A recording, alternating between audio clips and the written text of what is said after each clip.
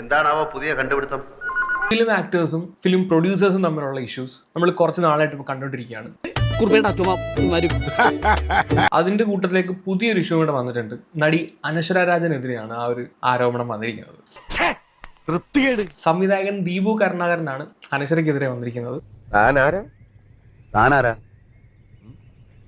ഞാൻ ആരാണെന്ന് ഈ നാട്ടിലെ പട്ടിക്കും പൂച്ചയ്ക്കും വരെ അറിയാം.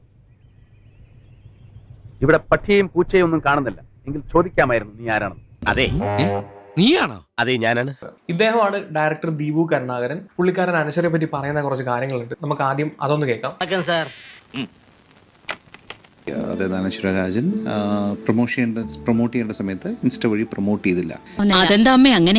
അങ്ങനെ പറയേണ്ട ഒരു കാര്യമല്ലല്ലോ. ഒരു ചെറിയൊരു പോസ്റ്റ് ഇടുന്നതിൽ എന്താ തെറ്റ്? ഇൻസ്റ്റയിൽ ഒരു 3 പോസ്റ്റ് ഇടുന്നതായിട്ട് എന്താണ് വോട്ട് സ്റ്റോപ്പിംഗ് കാർ എന്നുള്ളതാണ്.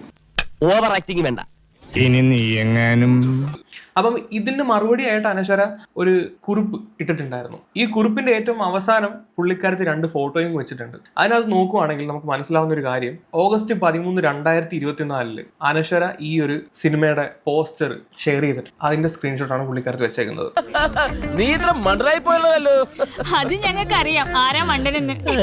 താൻ ആളൊരു തട്ടിപ്പ് വെട്ടിപ്പ് വീരനാണെന്ന് നേരത്തെ എനിക്ക് മനസ്സിലായി. ഈ ദീപു കരുണാകരൻ ഇവർക്കെതിരെ പറഞ്ഞ 2 ആരോപണങ്ങൾക്കും പ്രോപ്പറായിട്ടൊരു തെളിവായിട്ടാണ് അനശ്വരയോട് വന്നിരിക്കുന്നത്. ഇങ്ങനെ എന്തിന്റെ ബേസിസിലാണ് ഇത് പറഞ്ഞതെന്ന് ഇതുവരെ മനസ്സിലായിട്ടില്ല. ഒരു കയ്യബദ്ധം നാറ്റുകരുത്. ഞാൻ പോകുന്നു. Bye bye.